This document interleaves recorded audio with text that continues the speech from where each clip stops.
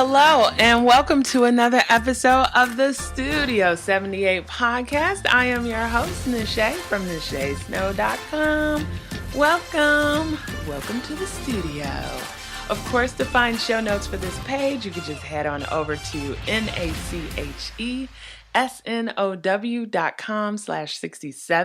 And I've got tons of links from today's guest, so definitely make sure that you head over there. Thanks for everybody who has shared an episode. It's really making a difference. I appreciate you. Thank you. And if you haven't already, please head on over to iTunes and rate me 5 stars. That also helps people find the show. And of course, if you want to support the show monetarily, you could do 2 things. One, I am an ambassador, I guess you could say, for SW Basics. So if you go over there and put in the code SNOW, SNOW, you get a discount, and that is for all natural facial products, which is great. If you're not doing all natural, you should think about switching over. Also, you can support the show by heading over to my website, nishaysnow.com/journal, and purchase the Life Cleanse Journal. It not only supports the show, but it also supports you because it forces you to take a look at 10 areas of your life. It's about 178 pages of goodness, and it's bound in this beautiful hardcover because I wanted it to really be like a keepsake, and I made sure to select premium paper for it. So it is a premium journal, self-discovery journal that I think you will absolutely love. So anywho, go over there and check that out. Okay, so I have an amazing guest today. Her name is Yelitza. And she is the creator of a doll called Zoe. And she tells us how like a school project led her to create the doll and then ultimately to starting the company Healthy Roots. And it's not like an ordinary toy company or ordinary doll. She created it to actually have a doll out there that represents women of color, or girls of color, shall I say. And her business is a purpose-driven business, meaning she's doing it for a cause. Like she knows that there is an issue out there with girls of color actually having books and toys that look like them and really represent them. And that's what she's trying to accomplish with her company, which is kudos to her. The doll is super cute. And the amazing part about her story too is not only that she had this concept and actually ran with it and did something with it, because, we've all had some idea that people are like, oh, that's a good idea, and we never do anything with it. But she actually figured out like how to get it manufactured and how she wanted it to look and how she was going to sell it. But not only that, she really took action in several different ways, not only doing a really successful Kickstarter, raising almost $50,000, but she was also part of several programs and fellowships. And I think oftentimes we overlook those things and we don't do the research in order to find out if there's one that might make sense for us. And then I think she did a good job too of just like figuring out where she could go to like market her product. So going to different festivals that make sense and events that make sense to connect with the right people to get her name out there. So she's an up-and-coming business, and she's really doing her thing. And the way she's networking and actually continuing to be part of programs that help her become even more business savvy is really impressive. I think you're going to be inspired by this episode. And even if you're not trying to have a product-based business, I think it'll just force you to think about what are some of the other things you can do or be a part of, or how you can network and connect with others in order to get your brand out there. And trust, okay? Trust me, I am the first one that needs to do better with that, because even though it's weird, I'm an extrovert, I still love to sit in my office and edit my episodes and write blog articles and edit videos. And I try to get myself out there and be part of more things, but I know I can do better and I need to do more of it. So, anyway, I think this episode will really inspire you to do those type of things. Okay, let's get to it. Hello, Studio 78ers. I have Yelitza on here. I'm so excited. Welcome, Yelitza. Hi, thank you for having me. Absolutely. I can't wait to get into your story. But before we do, can you just tell the listeners just a little bit about your background? Okay, so I actually started Healthy Roots while I was in school. I think in school I worked at the library. I don't remember. It's so long ago. Um, but yeah, I started it as a class project, and it was pretty much born out of my experiences as a woman of color. Before I went to the Rhode Island School of Design, I lived in New York and Delaware, and I went to a lot of predominantly white schools. And I had experienced a lot of things regarding race and gender, but I didn't know how to explain it until I got to school and I took certain classes and had conversations with other people of color and other women of color, and I realized, yeah, what that kid said was racist. Like, those kids being shocked by my SAT score is pretty messed up. Mm. And so I was in my sophomore year when I started to really identify with my blackness. I got involved in politics, so bringing Black Lives Matter to campus, organizing demonstrations, and it really came out in my visual work. So I used to do a lot of fine artwork where I would represent women of color and talk about my experiences regarding hair and skin tone. Did a lot of work about internalized racism and colorism. But Mm. then as I advanced and got to my junior year, I realized that I wanted to do more to bring social impact work back into my art.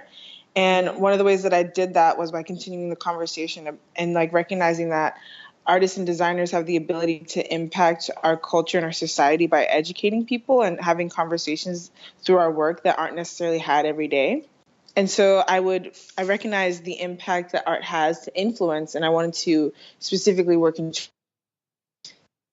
did in a class was we were asked to redesign a fairy tale character, and I chose to remake Rapunzel, and I turned her Mm. into a little brown girl with kinky curly hair. And because I wanted to say, like, we can be princesses too. Brown skin is beautiful too. Black hair is beautiful too. And Mm-hmm. everyone was like, "This looks like a doll. Have you thought about making this a doll? You should make a doll." And I was like, "Okay." Uh, And what year was this? that was in 2014. Okay. So from there, I went onto Facebook and I just did like I had a open conversation with the black women on my Facebook, and like 100 comments later, we realized that none of us had had products that like positively represented us as kids, and how much we had wished that we had dolls that had hair like us or skin like us. I remember Mm. specifically when my parents tried to give me a black doll, I cried Oh, because I right. was like, this isn't the cute doll, this is ugly, this isn't the Barbie Yeah. that everyone else has. So from there, I applied. I did a research project, and then I applied for the Brown University Social Innovation Fellowship. And I got in after doing this huge 5-page paper talking about internalized racism, colorism, and the impact that children's products can have on self-development and identity. And that's when Healthy Roots was born. So that research paper is the foundation for the company and our ideology, which is basically to empower children during the early stages of identity development by creating products that are educational and representative of them. But that's pretty much how we started. I got into the Mass Challenge Accelerator program, and I did that my junior year. Between my junior year and my senior year, we launched a Kickstarter campaign with an initial goal of 35,000 and ultimately raised 50,000. And Wow. since then, I've been a Venture for America fellow. Backstage Capital is our first investor. I won the Startup Stampede competition in Durham, North Carolina, and I just won the first New Voices Fund pitch competition at Essence Fest last weekend. Wow. So just to go back, because there's other folks listening too that might have like a product in mind and they're trying to figure out how to like get it off the ground. So when you knew that this was something, did you like create a plan? How did you even figure out like you should do pitch competitions, or that maybe the best route was kind of like a Kickstarter campaign? How did you even know what to do next? When I was a sophomore, my best friend who was a senior at the time, she's still my best friend now, she gave me this little bit of advice that I still live by today. It's how I make all my decisions. She said there's 3 steps to doing anything you want to do. Figure out what you want to do, figure out how to do it, and then do it. That's Mm. literally all I've ever done. I've Googled my way to victory. I don't say no before I can say yes. I ask for help whenever I can, and I send emails even if I think that I shouldn't. Mm. Because I think one thing for as like a woman of color is like I know that opportunities are not really afforded to me, and that I have to actively make my own network and create my own opportunities. So I have to, do the research and find out what is available to me and how I can make the most of it. So the fact that I was able to find that grant through Brown University, which was connected to my school, and was able to apply for that and use that money to continue working on the company. And those programs that I was in were the ones that helped me learn how to create a business plan, and connected me with mentors to help me establish my company and build out what I was working on. But I mean, the other Mm. part is just, being aware of your industry and your market and how things work. Like I didn't need anyone to tell me to do a Kickstarter campaign to raise Mm. capital, because it's understood that if you have a physical product and you are young and you can't necessarily get a loan from a bank and you don't necessarily have income, one of the best ways to do something is crowdfunding. And it's Mm-hmm. also understood that you can't just create a crowdfunding campaign and think it's going to be successful. You have to do a lot of work to raise that capital beforehand by knowing who's going to be giving money and getting those people to invest directly. You can't just say one week I'm going to do a crowdfunding campaign, launch it the next week, and think it's going to be an overnight success. Mm-hmm. Wow. And so as you're doing all this, like once you graduated, did you just go and do this full time, or did you decide to like get a full time job while also trying to grow Healthy Roots? So I've never really had an internship, and it's really weird. I've never really had jobs per se. So Venture for America is kind of like Teach for America, but for startups. And what they do is they train fellows and then they send us to companies around the country.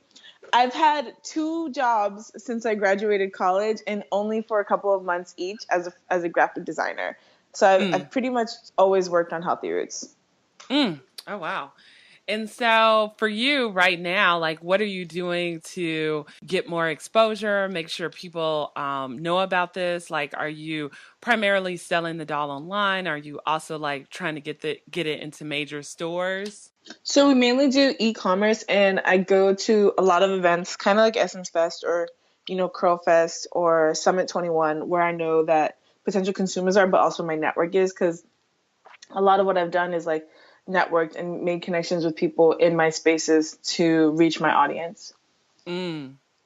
Yeah. And then also, just to go back a little bit too, how did you, I mean, you had like this vision in your head, right? So, like, how did you go about making sure, the material was the way you wanted, like, as far as like the hair and then like the skin and the clothes? I mean, how was that whole process, like building out the doll that was in your head? It's really hard. You gotta go to stores. You gotta go. I'm very knowledgeable about the hair industry, so it wasn't hard for me to source the right material because of my own personal knowledge. Like I wear hair, like I style hair. I know the materials that are out there. So, but like if you don't, watching YouTube videos, going to stores, checking out suppliers, having people send you samples is the best way to figure that out. Yeah, and then just really figuring it out. And then as far as like finding manufacturers, like how did you go about that? Were you able to find something in the USA, or did you have to go like overseas in order to make the doll affordable? So I'm very fortunate that I went to the Rhode Island School of Design, which has direct connections to Hasbro. So I was able to use my network to find trustworthy manufacturers, and then Mm. also my mentors. I've been able to connect with people within the toy industry via my mentors and programs that I've been in that can have been able to connect me with different suppliers and manufacturers. Oh wow. So, yeah. I mean, it's almost like right place, right time, right? Yeah, Because pretty much. it's that connection. Amazing. And then for you too, I'm not sure how many pitch competitions you've done up to now, but any advice on that? On like, because I know Oh that my goodness. scares people. Yeah. I mean, I don't, it's weird because I feel like with my journey, I don't want to discourage people, but I don't also want to make it seem like it's easy. Mm-hmm. Because I feel like a lot of times, like when you're like, especially for like people of color from low income backgrounds, I Mm-hmm. never want to give them the perception that like anybody can do this, because in reality, not anybody can do this. It takes certain circumstances and a lot of sacrifices in order to make things happen. And not everyone has the capacity to make those sacrifices. Like Mm-hmm. if I wasn't an only child and my parents had multiple kids to financially support in like cases of emergencies, I would not be able to do this. Mm-hmm. Um, if my mom didn't have the job that she has, if I didn't go to the school that I went to, all those things. And I'm saying all that because part of the stuff that I had to learn was that pitch competitions aren't for everyone and they're not for every product and company. Mm. And so I had to learn not to, like, everyone would be like, you should pitch at this thing, you should pitch at this thing, and I'm like, what are the categories that they're looking for? Who's judging the pitch competition? Like, I would look at the judges and it'd be like tech, finance, biomed, da da da da da. And I'm like, these are all white men. Oh. They're all over 40 years old. Some, I don't know if they have kids. I am a black girl with a black doll company. Right. It's like right. This is not something that they want to even put in their portfolio. It's Yeah. like, and it's like, the judges are not even putting these in their portfolio, because when you go to a pitch competition, your job is to sell your company. You have to sell the problem and then you as the solution and the market opportunity. If you have to start at the learning curve of educating them first about race and gender, and then about your market, and then about your product as the solution, you already lost. Right. Well, my thing too is like then because of course there's just so many things surrounded by tech right now. And so how were you able to find like pitch competitions that you knew you would at least have a decent chance of, winning? So I don't go to pitch competitions to win. I mean, I do, but Yeah. that's not the only thing on my mind. When I go to pitch competitions, I'm looking at who is attending, what Mm, industry are these people in, and like, even if I don't get money, will somebody come up to me after I pitch and offer me something? mm. So I only go to pitch competitions when I know the judges' backgrounds. Like, I can see like this is an opportunity. I may not be able to get money from this, but I know that this person will certainly know this person, and I can ask for an introduction. Um, like, pitches for me have to be oriented towards women of color, physical products, or people of color in general. Mm.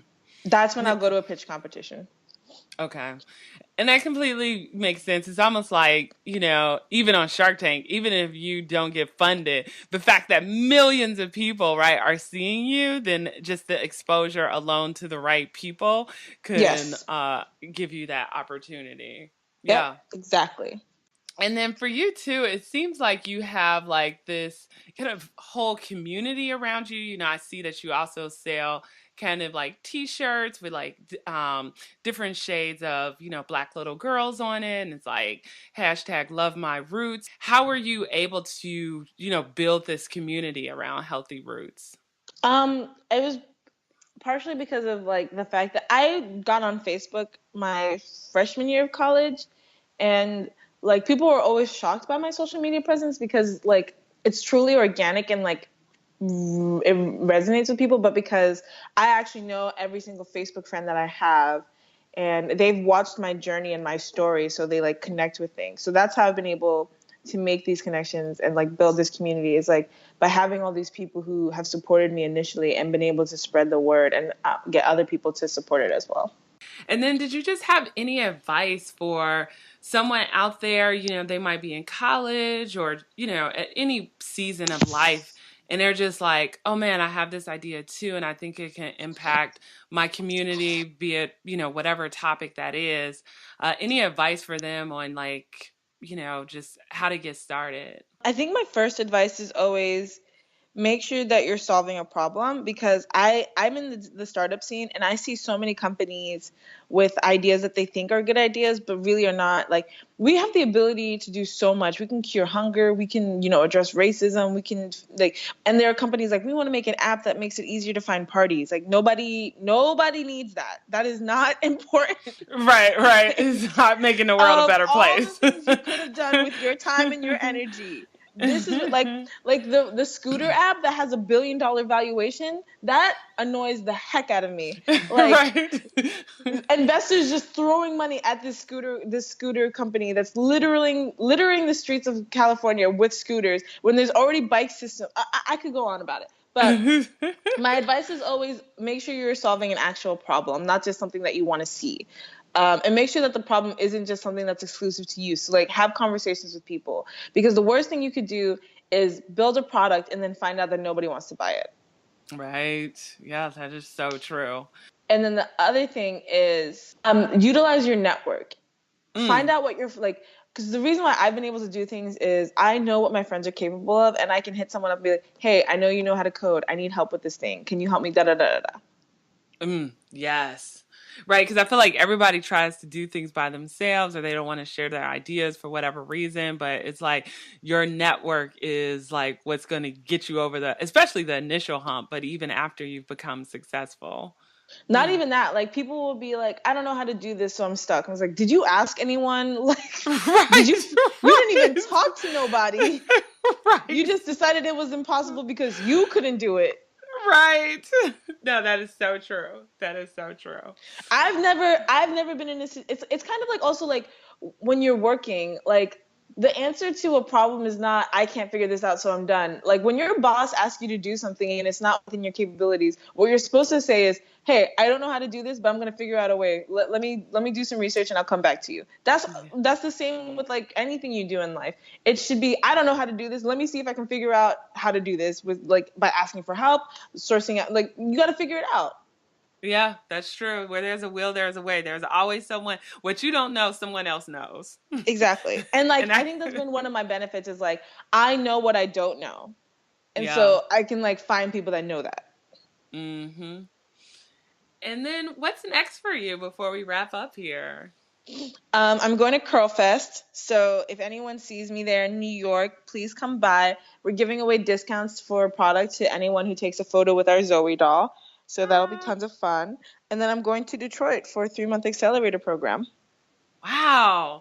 That's just exciting. And I feel like it's exciting only because you're right. Like, I'm always listening to like business podcasts and reading business books out there. And I feel like it's always surrounded by tech, tech, tech, tech, tech, tech, tech. And so just to see that your company is kind of like out there making a difference, you're able to be part of all these programs. And I don't know, it makes me really feel really good. Because I even remember growing up and my mom made me like a black Cabbage Patch doll. And I was but she even reminds me to this day, and I'm 40 now, okay? She's like, and you were like, I don't want this because it's not an original Cabbage Patch doll. And she was like, It hurt her feelings so much because she had spent all this time to like craft this doll. But to me at that age, it was like, but it's not the Cabbage Patch doll that everybody else has, right? It's different. Slightly unrelated. Do you ever think back on all the terrible things you did to your parents as a kid and just feel awful? I do. I was like, I'd be like, terrible child. I was screaming in that store and she just was so tired from work and I was making her life a living hell. That lady went through it. I know. Oh my goodness. I'm sorry. I was like, I'm sorry. But sometimes I randomly just text my mom, I'm sorry. She's like, what? I was like, I was just thinking about something. No. I mean, because when my mom told me that story, and I kind of like remembered it too, and I was like, man, I was so unappreciative, right? I was like, my mom custom made a black Cabbage Patch Kid for me, right? No, it was like a one of a kind. And Yep. yeah, you know, That's yeah. why we got to ball out for them now. That's why we got to make up for it. But no, I think just what you're doing is amazing, and I can't wait to see kind of what you accomplish, and if you decide to do other dolls too. Like, yeah, the sky's the limit for you, so that's really exciting. I don't know if the sky's the limit. Uh, the You limit don't is think other so? people. No, I think because I'm such a realist. The limit is however far the world will allow me to go. I mean, yeah, but I don't know. I feel like what I've seen is um there of course, people with the money kind of make things happen, but I Mm-hmm. feel like things that we never thought were possible have happened. So it's all about persistence. And so it might not happen this year or next year. It might happen 5 years from now. But if you want something to happen, there is a greater chance of it happening now than it was when my mom was alive or when my great grandmother was alive. And so to me, compared to what they had to go through and the limitations they had during their time period when they were in their 20s or whatever, like for you the sky is kind of the limit. Like you can own your own, like, toy company one day, and your stuff will be around the world, and it'll be influencing how other toy makers possibly diversify like their line of dolls or what have you. So I mean, it really depends on how far you want to take it. But I don't know. I just feel like, the sky's the limit for you. I don't know. I feel like I'm just now getting people to take me seriously, and I feel like it's mainly because like there are so many companies from the same programs that I've been in or that have gotten money over me that no longer exist. Right. And I'm still here Right. 3 years later, still grinding, still making progress, and people are realizing like, oh, like she is not messing around. Like, and the fact that like I've been able to do this with little capital. Like nobody has written me a giant check, and yet all these other people who may have gotten money over me raised millions of dollars. Where are they now? Exactly. But that's the thing too, right? You didn't give up. You didn't let that discourage you. And I feel like because of that, like I've seen a lot of women CEOs like really kind of move the needle because they didn't give up. Because and then they end up telling stories years later that they're glad that they didn't get money, from venture capitalists or whoever else, because they funded everything themselves. They have a $1 million company that's debt free. You know what I'm saying? Like, so I don't know. I don't know. I just feel like, the struggle is real, but if you don't give up, you just never know what might happen. And I seriously do not want anyone to hear this story and go, "Oh, that's amazing! I can do this in this amount of time with da da da." I was like, no, like this took 3 years. This took 3 years. Someone gave me $4,000 up front. My mama sometimes sent me money. Like this is not, this is not some incredible story. Like anybody can do this. I'm very blessed and I'm very privileged. I'm not saying Right. it's impossible, but let's be real. Well, no, that's true. And I feel like even the women I've interviewed, for this podcast, like the main thread is it's hard work. Some people Yes. had to live at home. Some people still live at home. Some people, I mean, the sacrifices that people had to make in order Lots of to accomplish sacrifices. their dreams are real. So, yeah, nothing great in life usually comes easy. So, no, for sure. Lots of sacrifices and lots of favors. Like I know that my friends were looking at me on Instagram at Essence Fest. They're like, "Oh, you got free tickets and da da da." I was like, "Yeah, like I did not pay for any of these tickets. Like somebody blessed me. Okay, please understand." And the thing about it too is like I think sometimes people in social media is like this, right? Like they'll see somebody and they're like, "Oh my god, they're having so much fun or they're doing this and that." And it's like, She "No, no, balling. no. No. They working. Not only did they luckily get a hookup to get there, but now they're networking like crazy, right? Like Yeah. it's work. It's not like just having fun. Yeah. I had friends who were in New Orleans for Essence Fest, and they were like, we should go get beignets. We should do this. Like, I was like, girl, I'm running around. Like, I'm looking for these famous people. Like, no, I cannot. I cannot. I know, because it is like interesting. And that's like life is like funny like that. Sometimes it's getting your products in the right hands, right? Like somebody gives like their kid your doll or, Mm-hmm. whatever. And then all of a sudden, your company that you've been working on 3, 4, 5, 6 years just like blows up like crazy. And it's funny, people Yeah. assume, oh, well, this was easy for her. She just was like, she blew up all of a sudden, when it's like, no, it took 6 years of trying to get exposure, and finally, something clicked. Like at Essence Yeah. Fest, the pitch competition, I didn't even know that nobody knew that pitch competition was happening unless you got there and you went by the booth and you signed up. Interesting. Yes.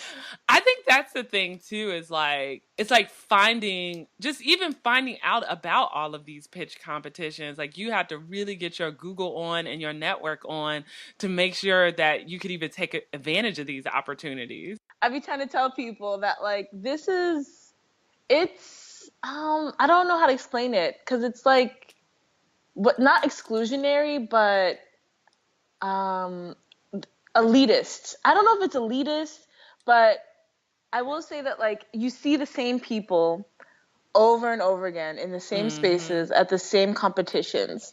So it's like really hard to break into those spaces. Like Arlen Hamilton, our investor, she talked about how on the startup podcast they do the story of Backstage Capital and how it was started. And Hmm. she early on in her VC career as a venture capitalist, which is someone that like invests money into companies, she reached out to a really famous investor who was looking for an apprentice, and they followed up with that. He had rejected Arlen, even though Arlen now manages several $1 million and has invested in a lot of really great companies. And the Mm. reason why he ultimately rejected her was because she wasn't a white man in Silicon Valley with connections. He said that she didn't have connections. And that Mm. like so like a lot of this is about having connections. And so those 3 years that I was first working on Healthy Roots, I was just building connections. I was, taking every intro I could get, going to every event I could get, like making sure people kept seeing me in the same spaces over and over and over again. Because like at Essence Hmm. Fest, I got invited to a lot of VIP and like private events, and the same women who like ignored me when I was in the audience or like dismissed me when I was trying to talk to them, I was sitting at the table with them. Like Right. Like, I like am right here with you. hi, did you forget? Like, we're doing the same thing. I'm still here. I'm still here. Yeah. Yeah. But yeah, it's a crazy journey and like it takes a lot of grind and a lot of hustle. And let me ask you a question. Do you carry like the doll with you everywhere, just in case like there's an opportunity? Like, do you have like dolls in your car, or do you just? So no, so my mentor Okay. Candace Mitchell, she is the director of the Hillman Accelerator in Cincinnati, Ohio. She took Zoe the doll, the Healthy Roots doll, on a trip one time. And then ever since then, I was like, I have to carry the doll with me. So it's good because people will take pictures and like I can offer them a discount if they post it and tag us. But it's bad because everybody stops me. Like All right. every it's like having a dog. Everyone's like, oh, it's so cute. Can I see? Can I see? It's like, no, I Right. have to go. Like, oh, it looks just like you. It's like, no, it does not. Like, it's a lot. Yeah, no, this is like amazing. I mean, I'm just excited to see kind of like where Healthy Roots goes in the future. I think it's an amazing doll. And so for the listeners out there, I'll definitely like link everything up, and you'll see, of course, the picture. But yeah, very, very cool. So just a couple of wrap up Thank you. questions. Yeah, yeah. What motivates you? What motivates me is I'm just really trying to leave an impact, a positive impact, and I just want to make sure that the children after me, have what I didn't have growing up. Mm, yeah. And then what's one thing that you can't live without? My phone, music, and chocolate. I don't know. Hey. It's like a tie between those things. Like I was at the pool yesterday with some friends, and I had brought a book, but I realized I forgot my phone. And then 15 minutes after I realized I didn't have my phone, I was like, I'm gonna head home real quick. And then I didn't come back. You're like, and I'm done. Yeah, I was like, I can't do it. I'm gonna be missing emails. I want to listen to some music. Right. Yeah. And then please just tell everybody where they can find you, like on social media, and also where they could purchase the doll. So you can find me, Yelitza Jean-Charles, on Instagram at Black Girl versus the World. That's VS, not VERSUS. And on Twitter at the Yelitza. And you can find Healthy Roots Dolls on all the socials at Healthy Roots Dolls or Roots Dolls on Twitter. And check out our website, www.healthyrootsdolls.com. Amazing. Well, Yelitza, this has been a great conversation, and hopefully some other product owners out there go out and pitch and build their network and do their thing because of listening to you. So thanks again for coming on. Thanks for having me. Okay, amazing, right? Are you pumped up like I'm pumped up? I mean, yeah. Okay. So let me pull out a couple of things that Yelitza said that I thought were pure gold. Number one, I love the 3 steps that her friend gave her because, I think it's right on par to what I tell people too. And I wholeheartedly agree with it, which is number one, figure out what you want to do. 2, figure out how to do it. And 3, do it. I mean, it's so funny. A lot of times people are like, oh my God, Nishay, I can't believe you did this or tried this or doing X. And how do you do it? And I'm just like, well, when I wanted to start a podcast, when I started my first one, I Googled how to do it. I figured out what I needed. I even enlisted the help of a friend and we just did it like in a weekend. You just do it. If you really want to do something, you figure it out and you just do it. So I love that advice that she got from a friend. And then I love her follow on about how she followed that advice. And she said she Googled her way to victory because everything's on Google. If it ain't on Google, it's on YouTube. Not saying no before she can say yes. I think a lot of us will jump to the no, but you know what? Push past the fear. Say yes. And then asking for help when needed. A lot of folks are just so independent. They don't want to ask for help. They don't want to be a burden. But that's what your community is for. Your network is for. If they're not there when you need them, then it's like, really? Are they your people? And then she said, like, sending emails even if she thinks she shouldn't. Like, even for the podcast, for example, people are like, well, how do you get guests, right? Like, I just don't know if I could do it. And I'm like, I send them an email and either people will respond or they might not respond. But then, with her, what she's saying, sending emails, even if she thinks she shouldn't, those are like maybe, I'm assuming, emails to like big brands or influencers or whoever, where you're like, I don't know, they're probably going to say no to me. But it's like, you go ahead and you send it anyway. You're not sure if it's going to work out, but you know what? The worst that can happen is you get a non-response. Don't be afraid to ask for what you want. Don't be afraid to tell people who you are and what you're all about. And really hope, especially if you're a product-based business or any business at all, the information that she gave about the pitch competitions really helps you. And because I thought it was interesting, of course you want to win the competition, but really she's there to network and to get discovered, which is smart, right? I think that's a great way to go in, do your best, but really hoping that someone there, even if you don't win the competition, will be there to back you or can help you accomplish your goal. And then last but not least, I love her advice towards the end about her advice for creating a product, which is make sure you're solving a problem and that the problem is not exclusive to you. Because, we've all had things that were like, oh, maybe I can make X, but if no one else really, if there's not a large group of people out there that really thinks that's a problem too, then your product really won't go anywhere. And her advice also too was utilize your network. And I think that goes back to, again, not being afraid to ask your network to help you out. And I'll kind of relate it back to me again. Even when I've launched certain things, I've emailed my people, my core people, hey, can you spread the word? Hey, can you reshare this content? Hey, can you help me out? And my people, like the people who are really supporting me, like my number one fan, my mom, they're like, yeah, for sure, we will do this for you. So it's like, use your network. And even people I've just met that believe in what I'm doing, they're willing to do it too. And I consider them also part of my network. So really, really use your network. Okay. Well, oh my goodness. I have another amazing guest for next week.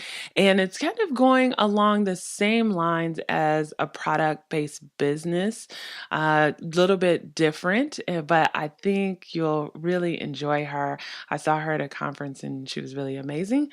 But anyway, for the links to this page, I've got the Brown University Fellowship, the Mass Challenge Accelerator Program, Kickstarter, Venture for America, Backstage Capital, all the things that she mentioned that you might want to consider or think about.